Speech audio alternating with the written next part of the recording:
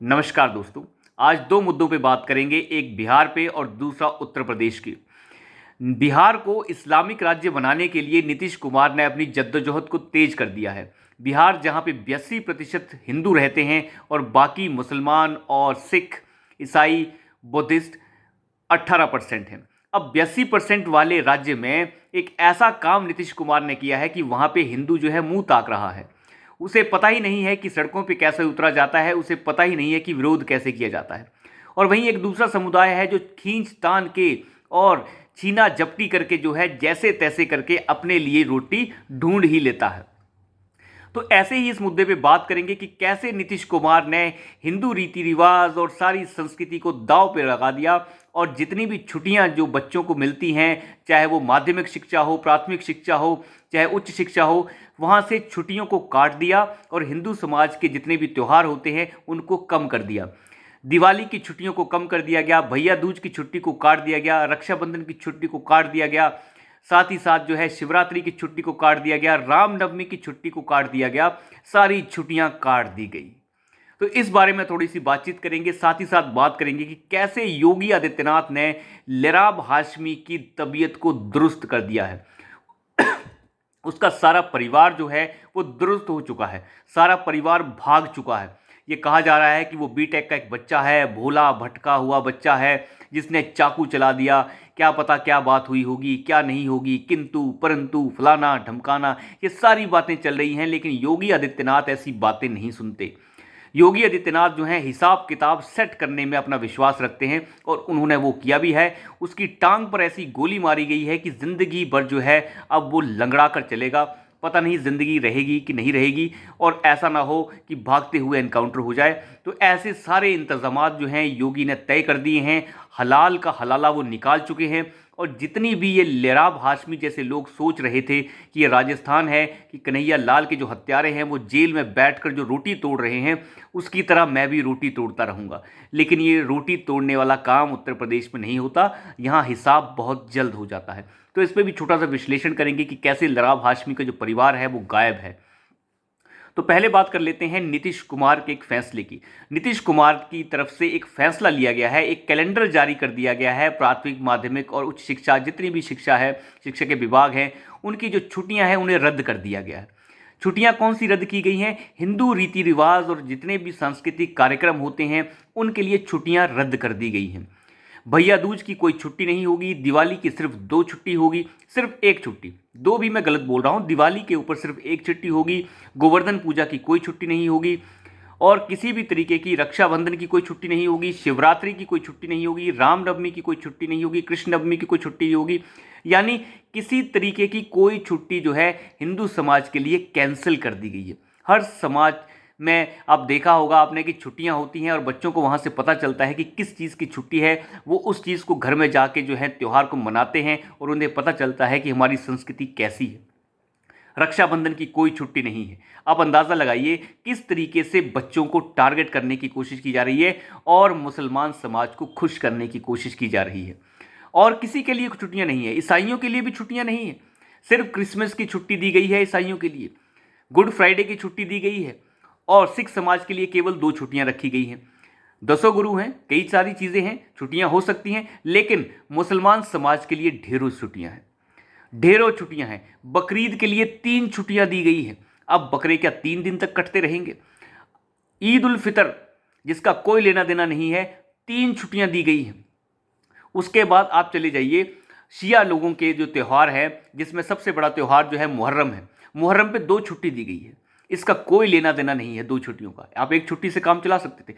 हिंदुओं के लगभग कई त्योहारों को काट दिया गया है और जहाँ पे 82% जो है हिंदू रहते हों, वहाँ पे मात्र जो साल में 30 छुट्टियाँ जो टोटल बच्चों को दी जानी हैं, उनमें मात्र 9 छुट्टियाँ जो हैं वो हिंदू जो त्यौहार है उनके लिए है। और हिंदू त्यौहार हमेशा ही मुसलमान त्योहारों से ज़्यादा होते हैं, फिर भी केवल 9 छुट्टियां दी गई हैं। दिवाली पे केवल 1 छुट्टी दी गई है।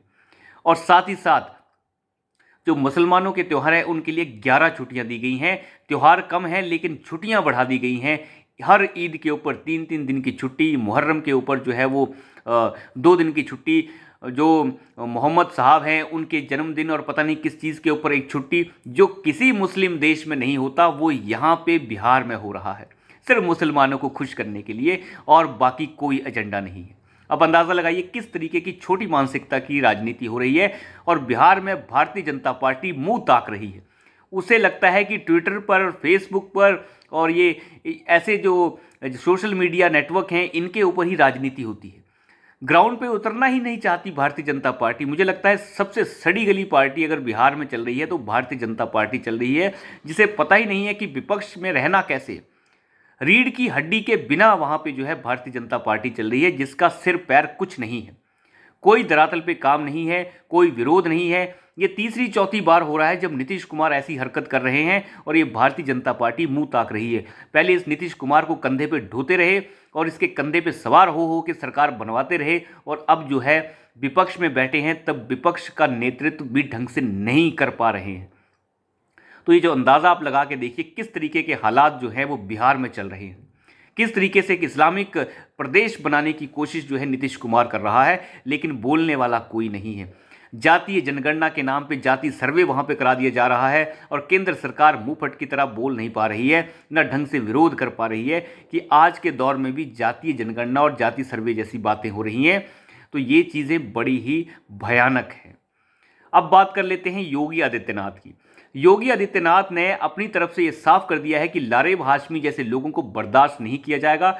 मैं आपको बता दूं, ये वही युवक है जिसने 2-3 दिन पहले एक बस कंडक्टर के ऊपर अपने चॉपर से वार कर दिया था, गला उसका काट दिया था, साथ ही साथ उसके हाथ पे वार किया था, भयंकर वो जख्मी हुआ था। उसके बाद इस लारेब हाशमी को गिरफ्तार कर लिया गया और इसने एक वीडियो जारी किया था कि कोई भी अगर इस्लाम और कौम के खिलाफ बोलेगा तो हम बर्दाश्त नहीं करेंगे, और ऐसा और वैसा इसने जो है एक तरीके से इस्लाम का जो है इस्लाम को बदनाम किया है, इस्लाम के खिलाफ बोला है, इसलिए मैंने ऐसा किया है। मतलब कहने का मतलब ये है कि कोई भी ऐसा कुछ बोलेगा तो कोई किसी का गला काट देगा, और उसने ये बोला है, इसकी क्या गारंटी है। कुल मिला के बात यह है कि ऐसे जो जितने भी ये भूखे नंगे जिहादी लोग हैं, इनकी मानसिकता एक ही जगह के ऊपर ख़त्म हो जाती है। क्योंकि ये भूखे नंगे लोग चाहे यूरोप में रह रहे हों, चाहे ये फ़िलिस्तीन में रह रहे हों, चाहे ये भूखे नंगे लोग पाकिस्तान में रह रहे हों, चाहे ये भूखे नंगे लोग जर्मनी में हों, फ्रांस में हों, आयरलैंड में हों, कहीं भी हों, चाहे नीदरलैंड में हो, ये जूते खा रहे हैं और जूतों के सिवाय कुछ नहीं खा रहे हैं। हर जगह से जूता पड़ रहा है। आप फ्रांस में देख लीजिए, जूता पड़ रहा है, नीदरलैंड में जूता पड़ने को तैयार है, और 2025 में अमेरिका में भी जूता पड़ने को तैयार है। दूसरे के देश का खाते हैं, अपने देशों से भागे हुए हैं, भगाए हुए हैं, भूखे नंगे, और वहाँ जाकर जो हैं हक के साथ जो है मांग करते हैं कि हमें ये चाहिए। वहाँ भी जो है जिहाद फैलाने की कोशिश करते हैं। तो कुल मिला के बात यह है कि योगी ने ऐसे लोगों को दुरुस्त कर दिया है। योगी ने, जिसने अच्छे तरीके से इसके ऊपर एक्शन किया है, और जैसे उसकी टांग पे गोली मारी गई है, लारेब हाशमी अब जिंदगी भर ढंग से चल नहीं पाएगा, अगर जिंदगी रही तो कुल मिला के देखा जाए बड़ी ही अच्छी तरीके से कार्रवाई हुई है। पूरा परिवार लारेब हाशमी का भाग चुका है, घरों के ऊपर ताले लगे हुए हैं, किसी का कोई अता पता नहीं है। मुर्गा फार्म चलाने वाला इसका बाप अवैध रूप से एक ऐसी ज़मीन के ऊपर मुर्गा फार्म चला रहा है जो पहले से ही दिक्कत के अंदर में चल रही है। घर के ऊपर ताले लगे हुए हैं, अम्मा, माँ, बाप सारे गायब हैं। अगर ये घटना एकदम से हुई है तो फिर ये लोग गायब क्यों हो गए? ये घटना जो है प्रायोजित घटना है और इसके कनेक्शन दूर तक निकलेंगे, क्योंकि भूखा नंगा पाकिस्तान अब जो है बम बनाकर, बम गिरवाकर, गन देकर तो कुछ करवा नहीं पाता। ऐसे लोगों के ऊपर जो है, भूखे नंगे लोगों के ऊपर 4-5 रुपए की गड्डियां फेंक कर ऐसे लोगों से ऐसे काम अब करवाए जा रहे हैं कि टारगेटिंग किलिंग करो। तो ऐसी जो चीज़ें देखने को मिल रही हैं, ये सारी की सारी प्रायोजित चीज़ें हैं। चाहे कन्हैया लाल की बात देखें, कन्हैया लाल के अब हत्यारे जो हैं वो जेल के अंदर मौज कर रहे हैं, लेकिन उत्तर प्रदेश में ऐसा नहीं होता। यहाँ पे मौज नहीं होती, यहाँ पे ज़रूरत पड़े तो एनकाउंटर भी होता है, और पूरी खातिरदारी जो है योगी आदित्यनाथ तरीके से करते हैं। बड़ी जल्दी खबर आ जाएगी कि उसके घर के ऊपर बुलडोजर चलने को तैयार है। मुर्गा फार्म जो एक गलत ज़मीन के ऊपर चल रहा है वो तबाह होने को तैयार है। तो अंदाज़ा आप लगा के देखिए किस तरीके से योगी का एक्शन होता है, और ये एक्शन बड़ा ज़रूरी है ऐसे जिहादी दलालों को रोकने के लिए, और इनके ऊपर ना बोलकर यहाँ का दलाल मीडिया, आप अंदाज़ा लगाइए कहाँ हैं वो दलाल सारे के सारे। वो दलाल जो अखलाक के आगे पीछे घूमने लग जाते हैं, वो दलाल अब सारे के सारे गायब हैं, क्योंकि उन्हें लगता है कि ये वीडियो उनके काम की नहीं। अगर जो वीडियो अभी जो जारी की है लारे बाशमी ने, ये उनके काम की नहीं है। जो उसने गला काटा है, जो हाथ काटा है, ये उनके काम की नहीं, क्योंकि यहाँ पे उनका एजेंडा नहीं कामयाब हो रहा। उनका एजेंडा जो है एक ही वर्ग के बारे में वीडियो बनाकर और सरकार के खिलाफ वीडियो बनाकर वो एक वर्ग को खुश करने का काम करते हैं। उनकी वीडियोस को देखने वाले या तो दलाल, ये हिंदू लठैत हैं, या तो दूसरे नंबर वाले जो हैं और वो हैं जिहादी। बाकी कोई नहीं है जो उनके साथ खड़ा हो। देश का नेतृत्व और देश की जनता हमेशा ये साफ कर देती है कि हमने चुनाव में जिसे चुना है वही सब कुछ है, उसी को हमने देश की बागडोर दी है। और जिनकी दलाली बंद हो चुकी है, जिन्हें सरकार से कोई खैरात नहीं मिलती, ये आरफा खानम जैसे चोर, ये जितने भी हैं, ये हमीद अंसारी के वक्त पे राज्यसभा में बैठ के रोटी तोड़ती रही, ऐसे लोगों का हुक्का पानी बंद है। इसलिए सारी की सारी दिक्कत जो है वो सामने नज़र आती है। जितने भी ये हाथ मसलने वाले ये वाजपेयी हैं, चाहे वो धान गेहूं वाले लोग हों, इन सभी का जो सिस्टम है वो बर्बाद हो चुका है। ये घर से वीडियो बनाने के लिए मजबूर हैं, इतने मजबूर हो चुके हैं कि कोई नहीं नौकरी देने के लिए अब तैयार नहीं। कौन देगा नौकरी जब आपका एजेंडा ही है, एक ही एजेंडा है? तो फिर ऐसे लोगों का क्या मतलब है? अभिसार प्रसाद को मैं देख रहा, अभिसार शर्मा को देख रहा था, कह रहा कि सिलकायरा जो उत्तराखंड में है, जहाँ पे टनल में कोलैप्स हुआ है, वहाँ पे जो है प्रधानमंत्री मोदी के पास जाने का समय नहीं है। अरे भैया, मोदी वहाँ जाके क्या करेगा? मोदी का वहाँ पे क्या काम? वहाँ पे अगर संसाधन ढंग से पहुँचाए गए हैं तो सारा काम इंजीनियर्स करेंगे। मोदी अगर वहाँ पे जाएगा, वैसे ही भीड़ी इलाका है, जगह जगह पे दिक्कत है, प्रधानमंत्री को वहाँ पे ले जाएंगे तो और ड्रामा होगा। वहाँ पे काम चल रहा है और आज शायद सारे के सारे श्रमिक जो हैं वो बाहर भी आ चुके हैं। तो ड्रामा करने के सिवाय कुछ है नहीं, तथ्य इनके पास है नहीं, मुद्दे इनके पास है नहीं। तो किसी भी मुद्दे के ऊपर बोलना शुरू कर दो, खिलाफ बोलना है, कुछ भी मिल जाए, सब चलेगा। तो कुल मिला के देखा जाए तो उनके पास मुद्दे हैं नहीं, मुद्दे बनाने की कोशिश जानबूझ के की जाती है। तो कोई दूसरी तरफ एक और है, लगभग 200-250 किलो का है पत्रकार, वो क्या कर रहा है उसका अगर आप देखिए, पता नहीं कुछ खेड़े नाम, कुछ ऐसा नाम है। तो अब उसका अगर आप अंदाज़ा लगा के देखिए, वीडियो बन रही है कि योगी आदित्यनाथ से नाराज़ है मोदी, अगला सीएम उत्तर प्रदेश का कौन होगा, अगला नेतृत्व कौन होगा। मुद्दे ही नहीं हैं इन लोगों के पास। कोई ऐसा चीफ मिनिस्टर आपने देखा है जिसे कि पूरे के पूरे भारत के राज्यों में एक स्टार प्रचारक के तौर पर भेजा जा रहा हो, और वो है योगी आदित्यनाथ।